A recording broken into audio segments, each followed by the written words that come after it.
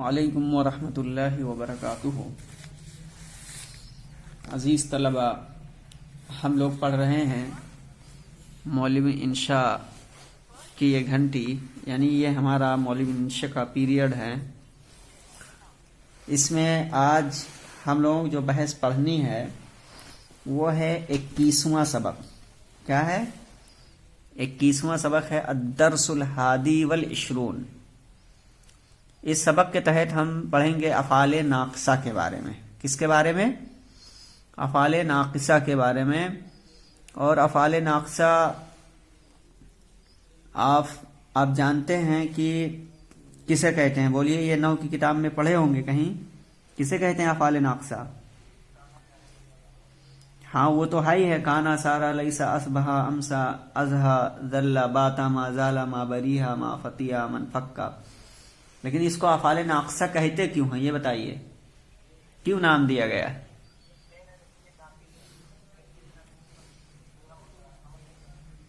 کس اعتبار سے ناقص ہیں؟ بولیے۔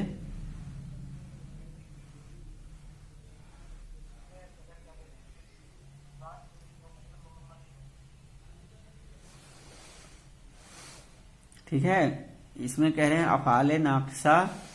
افعال ناقصہ وہ فعل ہوتے ہیں جو صرف فاعل کے ملنے سے جملے نہیں بنتے ہیں۔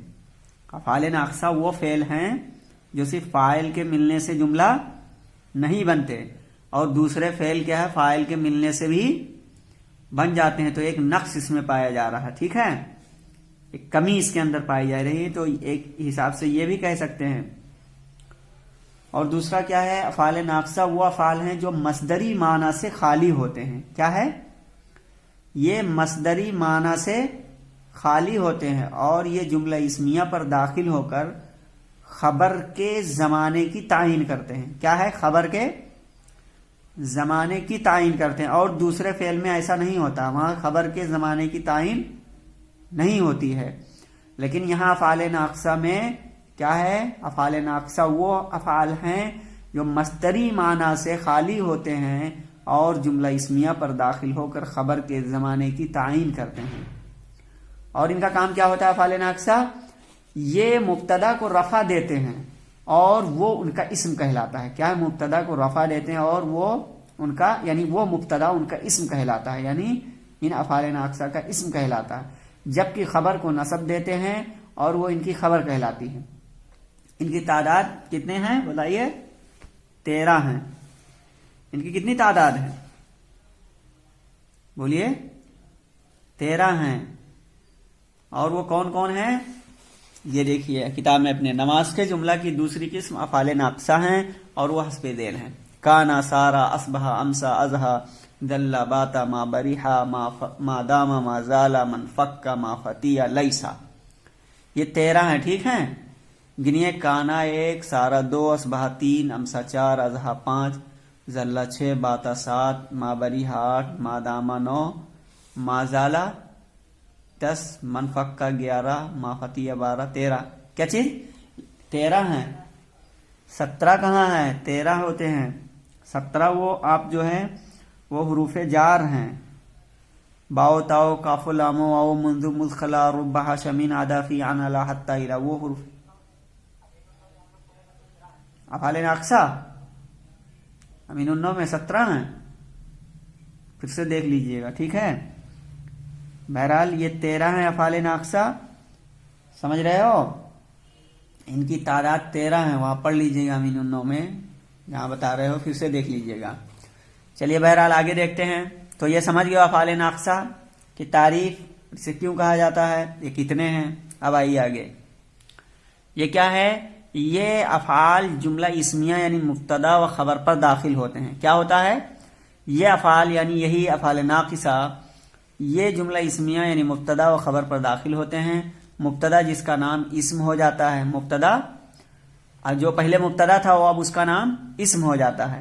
انا کے برعکس مرفوع باقی رہتا ہے، یعنی انا میں کیا ہے، وہ اسم منصوب ہو جاتا ہے نا، لیکن یہاں پہ مرفوع باقی رہتا ہے اور خبر منصوب ہو جاتی ہے، یعنی بالکل برعکس ہے۔ انا اپنے اسم کو نصب دیتا تھا، خبر کو رفع، اور یہ اس کے انا کے برعکس عمل کرے گا، یعنی اپنی خبر کو رفع، اپنے اسم کو رفع اور خبر کو نصب، جیسے کان الولد جالسا، لڑکا بیٹھا تھا۔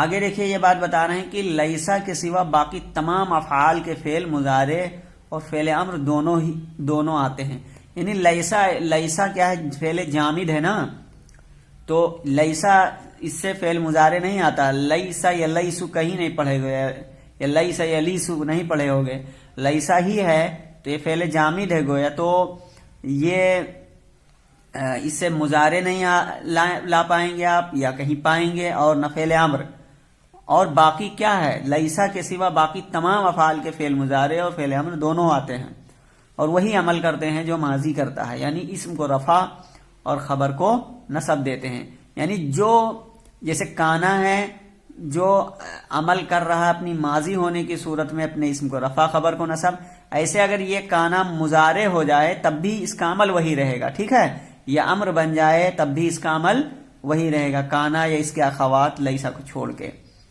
لیسا کا فعل مضارع اور امر نہیں آتا ہے، لیسا کا فعل مضارع اور امر نہیں آتا ہے، البتہ ماضی کے صیغے بھی آتے ہیں، البتہ ماضی کے صیغے آتے ہیں۔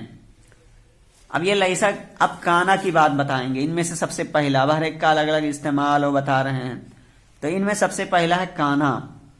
یہ بات سمجھی جاتی ہے، کانا سے یہ بات سمجھی جاتی ہے کہ مبتدا کو جس خبر سے متصف کیا جا رہا ہے اس کا تعلق زمانے ماضی سے ہے، کانا سے یہ بات سمجھی جاتی ہے، ٹھیک ہے، یعنی کانا سے یہ بات معلوم ہوتی ہے کہ مبتدا کو جس خبر سے متصف کیا جا رہا ہے، یعنی مبتدا کو جس خبر سے جوڑا جا رہا ہے اس خبر کا تعلق زمانے ماضی سے، جیسے کان الحر شدیدا، گرمی بہت سخت تھی، یعنی وہ جو اس خبر ہے اس کا تعلق کیا ہے، ماضی سے ہے، تو کیا ہوا، کانا اپنے صیغے ماضی مضارع امر کے مطابق خبر کا زمانہ بنتا ہے، کیا ہے، خبر کا زمانہ بنتا ہے، کانا یہ اپنے صیغے یعنی ماضی مضارع امر کے مطابق خبر کا زمانہ بنتا ہے، جیسے کان زید عالما، زید عالم تھا، ٹھیک ہے، یا کان الولد جالسا، لڑکا ہاں کان الولد جالسا، لڑکا بیٹھا تھا، اور اسی طریقے سے یکون الاصل حلوا، شہد میٹھا ہوتا ہے، کن صالحا، نیک بن جاؤ، کبھی یہ زمانہ کی قید سے خالی بھی ہو جاتا ہے، جیسے کان اللہ علیما، اللہ بہت جاننے والا ہے، تو یہ کانا کیا ہے، کبھی کبھی یہ زمانے کی قید سے آزاد ہو جاتا ہے، جیسے یہاں کانا کے بارے میں بتائے ہیں کہ کانا سے یہ بات سمجھی جاتی ہے کہ مبتدا کو جس خبر سے متصف کیا جا رہا ہے، یعنی وہ مبتدا جو اس وقت کانا کا اسم ہے وہ جس خبر سے متصف کیا جا رہا ہے اس کا تعلق زمانے ماضی سے ہوتا ہے، جیسے کان الحر شدیدا، گرمی بہت سخت تھی، لیکن کہہ رہے ہیں کبھی کبھی ایسا بھی ہوتا ہے، آپ کتابوں میں پڑھیں گے کہ یہ زمانے سے آزاد بھی ہوتا ہے کانا، جیسے کان اللہ علیما ہے نا، تو یہاں پہ اللہ بہت جاننے والا ہے، علیمن، تو یہ زمانے سے کی قید سے نہیں، آزاد ہے۔ چلیے، سارا کہتے ہیں تبدیلی حالت کو، سارا تبدیلی حالت کو بتاتا ہے، کسے بتاتا ہے، ہاں بولیے، یہ تبدیلی حالت کو بتاتا ہے، جیسے سار الرجل غنیا، وہ آدمی مالدار ہو گیا، سار الرجل غنیا، وہ آدمی مالدار ہو گیا، سارا تبدیلی حالت کو بتاتا ہے، یعنی جیسے وہ آدمی تھا پہلے غریب رہا ہوگا اور اب مالدار ہو گیا، تو اس کی تبدیلی حالت کو بتاتا ہے۔ اور سارا یہ اپنے، ایک بات اور جان لیجئے الگ سے کہ سارا یہ اپنے اسم کو خبر کی صورت میں تبدیل کر دیتا ہے، سارا کیا ہے، یہ اپنے اسم کو خبر کی صورت میں تبدیل ہو جانے کو بتاتا ہے، یعنی اس کا اسم جو ہے وہ خبر کی صورت میں تبدیل ہو جاتا ہے۔ سارا کی بحث چل رہی ہے، سارا کے بارے میں بتا رہے ہیں کہ سارا یہ تبدیلی حالت کو بتاتا ہے، جیسے سار الرجل غنیا، وہ آدمی مالدار ہو گیا۔ دوسری کتابوں میں آپ اس طرح سارا کے بارے میں پائیں گے کہ سارا یہ اپنے اسم کو خبر کی صورت میں تبدیل ہو جانے کو بتاتا ہے، یعنی اس کا اسم اس صورت میں بدل جاتا ہے جس صورت میں خبر ہوتا ہے، جیسے سار الفقیر غنیا، یعنی فقیر جو ہے، یا سار الرجل غنیا، یا سار الفقیر غنین کہ فقیر مالدار ہو گیا، یعنی فقیر یہ مبتدا تھا، یہ اسم ہے، اس اسم کو ڈائریکٹ اس صورت میں تبدیل ہو جانا ہوا جو غنین میں ہے، یعنی خبر میں ہے جو، تو اسی کو کہا کہ یہ اپنے اسم کو خبر کی صورت میں تبدیل ہو جانے کو بتاتا ہے، یعنی سارا جو ہے یہ اپنے اسم کو خبر کی صورت میں تبدیل ہو جانے کو بتاتا ہے، جیسے سارا الرجل غنیًا، اب آدمی کیا ہے غریب رہا ہوگا، لیکن یہ سارا اپنے اسم کو بتا رہا ہے کہ خبر کی صورت میں چلا گیا، یعنی مالدار ہو گیا، تو آدمی مالدار ہو گیا۔ اور اب لیسا کی بات یہ کہہ رہے ہیں کہ لیسا نفی کے لیے آتا ہے، کس کے لیے آتا ہے؟ یہ نفی کے لیے آتا ہے، جیسے لیسا الرجل غنیًا، وہ آدمی مالدار نہیں ہے، یعنی اس آدمی کے مالدار ہونے کی نفی کر رہا ہے لیسا، وہ آدمی مالدار نہیں ہے، تو لیسا کے بارے میں ہے۔ اور پھر اس کے بعد میں لیسا کے بارے میں دوسری کتابوں میں آپ کو یہ بھی مل جائے گا کہ یہ اپنے اسم کے لیے خبر کی نفی کرتا ہے، یہ اپنے اسم کے لیے کیا ہے؟ اپنے اسم کے خاطر، ٹھیک ہے، اپنے اسم کے لیے یہ خبر کی نفی کر دیتا ہے، یہ خبر کی نفی کرتا ہے، اور یہ نفی زمانے حال میں ہوتی ہے، کس میں ہوگی؟ حال میں ہوگی، ماضی میں نہیں ہوگی، جب تک کہ کسی دوسرے زمانے کی تعین کے لیے کوئی قرینہ نہ پایا جائے، جیسے لیس الاستاذ قادما غدن، ٹھیک ہے، اب یہاں غدن چونکہ قرینہ پایا گیا اس لیے وہ حال سے اس کی نفی ختم ہو گئی، تو لیسا یہ اپنے اسم کے لیے خبر کی نفی کرتا ہے، لیسا کیا ہے؟ یہ اپنے اسم کے لیے خبر کی نفی کرتا ہے، جیسے لیس الرجل غنیًا، وہ آدمی مالدار نہیں ہے، تو دیکھیں اپنے اسم کے لیے خبر کی نفی کر دیا، ٹھیک ہے، اپنے اسم کے لیے خبر کی نفی کر دیا یہاں پہ لیسا نے، اور یہ نفی زمانے حال میں ہوتی ہے، جیسے لیس الرجل غنیًا، وہ آدمی مالدار نہیں ہے، دیکھ رہے ہو اس میں زمانے حال میں ہے یہ نفی۔ اور پھر یہاں بتا رہے ہیں کہ لیسا کی خبر پر کبھی با حرف جار بھی داخل کر دیتے ہیں، جیسے لیس الرجل بغنی، اس وقت خبر مجرور ہو جاتی ہے۔ اس کے بعد میں اصبح، امسا، ظلا، باتا اور اضحا، یہ ظاہر کرتے ہیں، اصبح، امسا، اضحا، ظلا، باتا، یہ کیا ظاہر کرتے ہیں؟ بولیے، بتائیے کیا ظاہر کرتے ہیں؟ اس سے پہلے نو کی کتاب میں پڑھے ہو نا، کیا جانتے ہو اس کے بارے میں؟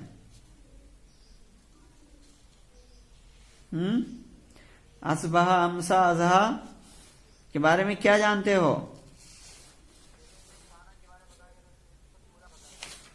ہاں ٹھیک ہے، ہاں، تو اصبح، امسا، اضحا، یہ تینوں فعل جملہ کے مضمون کو اپنے اپنے اوقات، یعنی صبح، ٹھیک ہے، اصبح صبح کا وقت بتائے گا، مسا شام کا وقت، ضحا چاشت کے وقت کو کے مقارن کرنے کے لیے آتے ہیں، جیسے اصبح زید قائما، زید صبح کے وقت کھڑا ہوا، ٹھیک ہے، تو اصبح، امسا، ظلا، باتا اور اضحا یہ ظاہر کرتے ہیں کہ ان کا اسم یعنی مبتدا جن خبروں سے متصف کیا جا رہا ہے اس خبر کا تعلق انہی اوقات سے ہے، ٹھیک ہے، بہت اچھا یہاں انہوں نے سمجھایا ہے کہ اصبح، امسا، ظلا، باتا اور اضحا یہ ظاہر کرتے ہیں، یعنی یہ بتاتے ہیں کہ ان کا اسم یعنی اصبح کا اسم، امسا کا اسم، ظلا کا اسم، باتا کا اسم، اضحا کا اسم، کہ ان کا اسم یعنی جو کہ مبتدا ہے پہلے، اب وہ اسم ان کا نام ہو گیا ہے، تو جن کی خبروں سے متصف کیا جا رہا ہے اس کا تعلق، یعنی جن خبروں سے ان اسما کو متصف کیا جا رہا ہے اس خبر کا تعلق انہی اوقات سے ہے جو اصبح میں ہے اور امسا وغیرہ سے سمجھے جاتے ہیں۔ اب اس کی تفصیل آگے بتا رہے ہیں، اصبح سے صبح کا وقت، اور امسا سے شام کا وقت، اور اضحا سے دوپہر کا وقت، اور ظلا سے دن اور باتا سے رات کا وقت مراد ہوتا ہے، جیسے اصبح حامد مسرورا، حامد نے مسرت کی حالت میں صبح کی، یعنی حامد نے خوشی کی حالت میں صبح کی، اور باطل مریض متعلمن، بیمار نے تکلیف میں رات گزاری، اگرچہ یہ افعال انہی معنوں کے لیے وضع کیے گئے ہیں مگر کبھی ان کا استعمال سارا کے معنی میں بھی ہوتا ہے، ٹھیک ہے، جیسے اصبح محمود غنی، محمود مالدار ہو گیا، یعنی اس میں یہ بتا رہے ہیں کہ اصبح صبح کا وقت، امسا شام کا وقت، ظلا کیا ہے بتائیے؟ ذلہ کس معنی میں ہے؟ ذلہ سے مراد دن ہے اور باتا سے رات کا وقت، ٹھیک ہے، اور اضحیٰ یعنی دوپہر کا. تو کہہ رہے ہیں اگرچہ ان سے یہ معنی مراد ہیں لیکن کبھی کبھی یہ سب سارا کے معنی میں ہو جاتے ہیں، سارا کے معنی ہونا کے ہوتے ہیں، تو ان سب معنی سے آزاد ہو کر کے وہ اس میں ہو جاتے ہیں. تنبیہ کے طور پر آپ یہ سمجھ سکتے ہیں کہ یعنی اوپر والے پانچوں جو فعل ہیں یہ اسبہا ہے، کتنے؟ 5 ہی ہیں نا، اسبہا، امسا، دلہ، باتا، اضحیٰ، یہ 5 ہیں. تو یہ جو پانچوں فعل ہیں یہ کبھی سارا کے معنی میں آ جاتے ہیں، جیسے اصبح زید غنیا، زید دولت مند ہو گیا. اس جگہ سے تبدیل حالت مقصود ہے، وقت صبح سے کوئی تعلق نہیں ہے، ٹھیک ہے. اصبح زید غنیا، زید دولت مند ہو گیا، ایسا نہیں کہ زید صبح کے وقت دولت مند ہو گیا، یہ نہیں ہے. تو یہاں پر کیا ہے، اس جگہ سے تبدیل حالت مقصود ہے، یعنی اس کی حالت کا تبدیل ہونا مقصود ہے، وقت صبح سے کوئی تعلق نہیں ہوگا. تو یہ بات بتایا ہے کہ اگرچہ یہ افعال انہی معنوں کے لیے وضع ہیں جو اوپر بتایا گیا، مگر کبھی کبھی ان کا تعلق استعمال سارا کے معنی میں بھی ہوتا ہے، جیسے اصبح محمود غنیا، محمود مالدار ہو گیا وغیرہ. اب یہ ہے ما بریحا، ما داما، ما زالا، من فکا، ما فتیا. یہ پانچوں کیا ہے، استمرار اور دوامی ثبوت بتانے کے لیے آتے ہیں، جیسے ما زالا محمود مجتہدن، محمود ہمیشہ محنتی رہا. اس یہ دوام کو بتانے کے لیے آتے ہیں، ایسا نہیں کہ تھوڑے دن محنت کیا اور اس کے بعد میں پھر محنت کرنا چھوڑ دیا، نہیں. ان سے ما بریحا، ما داما، ما زالا، من فکا، ما فتیا، یہ پانچوں استمرار یعنی مسلسل، کنٹینیو اور دوامی ثبوت بتانے کے لیے آتے ہیں، جیسے ما زال محمود مجتہد، محمود ہمیشہ محنتی رہا، یا ما زال محمود یجتہد، محمود برابر محنت کرتا رہا، ٹھیک ہے، محمود برابر محنت کرتا رہا. تو یہ ما زال، ما بریا، ما فتیا، من فکا، ما داما، یہ چاروں فعل ٹھیک ہے، خبر کے استمرار کے واسطے آتے ہیں. کس کے لیے آتے ہیں؟ ما بریا، ما داما، ما زال، من فکا، ما فتیا، یہ پانچوں کیا ہے، خبر کے استمرار کے لیے واسطے آتے ہیں. اور ما ان میں نافیہ ہے، کیا ہے؟ ما نافیہ، جیسے ما زال زید غنیا، زید ہمیشہ غنی رہا، ٹھیک ہے. ما زال زید غنیا، زید ہمیشہ غنی رہا. اب کیا ہے، یعنی کوئی زمانہ ایسا نہیں آیا کہ زید اس میں غنی نہ ہو. تو یہ چیز اس میں یہ ہوا. اب نوٹ کر کے یہ بات بتانے جا رہے ہیں کہ ہر حروف مشبہ بالفعل کی طرح افعال ناقصہ کی خبر بھی مفرد جملہ اور شبہ جملہ سب آتے ہیں. دیکھیں حروف مشبہ بالفعل میں جس طرح آپ سمجھ چکے تھے، اسی طرح افعال ناقصہ کی خبر جو ہے یہ مفرد بھی آ سکتی ہے اور شبہ جملہ کی صورت میں بھی آ سکتی ہے، ٹھیک ہے. مفرد کی مثال اوپر پڑھ چکے ہیں، کہاں پڑھا ابھی بتائیے؟ اوپر مفرد کی مثال کہاں گزری ہے، بولیے. ہاں، جیسے کان الحر شدیدن، تو یہاں اس کی خبر کیا ہے نا، واحد کی صورت میں، گرمی بہت سخت تھی، ٹھیک ہے. یسار الرجل غنیا، تو یہاں غنیا کیا ہے، خبر ہے، لیکن واحد مفرد کی صورت میں ہے. لیکن کہہ رہے ہیں کہ ایسے افعال ناقصہ کی خبر بھی مفرد، ٹھیک ہے، جملہ یعنی مفرد جملہ کی صورت میں اور شبہ جملہ سب آتے ہیں، جیسے کانا محمود یکتب الی ابیہ. اب یہ کانا کیا ہے، افعال ناقصہ ہے، محمود اس کا اسم ہے، ٹھیک ہے. اور یکتب الی ابیہ، یہ یکتب فعل، اس میں ہوا کہ ضمیر فاعل جو کہ محمود کی طرف لوٹ رہی ہے، تو یکتب فعل بفاعل، الی حرف جار، ابیہ مجرور، یہ سب جار مجرور سے مل کر کے فعل سے متعلق ہوں گے اور پھر فعل اپنے فاعل متعلق سے ہو کر کے جملہ بن جائے گا، ٹھیک ہے. جملہ ہو کر کے یہ خبر بنے گا، ٹھیک ہے، کس کی؟ کانا کی. اور کانا کی کیا ہے، یہ خبر بن جائے گا. تو جملے کی صورت میں خبر ہوا کہ نہیں؟ دیکھیے، ہاں، یہاں شبہ جملہ کی صورت میں خبر ہوا. شبہ جملہ سے مراد جار مجرور ہے، جار مجرور اور ظرف زمان، ظرف مکان ہے، تو یہ مراد ہوتا ہے. آگے اس کی بحث اور آئے گی. کانا یکتب محمود اور کانا محمود یکتب کے درمیان وہی فرق ہے جو یکتب محمود اور محمود یکتب کے درمیان ہے، یعنی جملہ اسمیہ اور فعلیہ کا فرق رہی یہ بات کہ کہاں اسمیہ لانا چاہیے اور کہاں فعلیہ، تو اس کی بحث آگے آئے گی۔ عزیز طلبہ، یہ آپ کا 21واں سبق ہے، یہ افعال ناقصہ کے تعلق سے تھا، اس کو تفصیل کے ساتھ بیان کیا گیا۔ اب اس کے تحت تمرینیں آ رہی ہیں، ان کو کر کے آپ لوگوں کو لانا ہوگا۔ آج کے لیے اتنا ہی، پھر ملیں گے اگلی ویڈیو میں۔ السلام علیکم ورحمۃ اللہ وبرکاتہ۔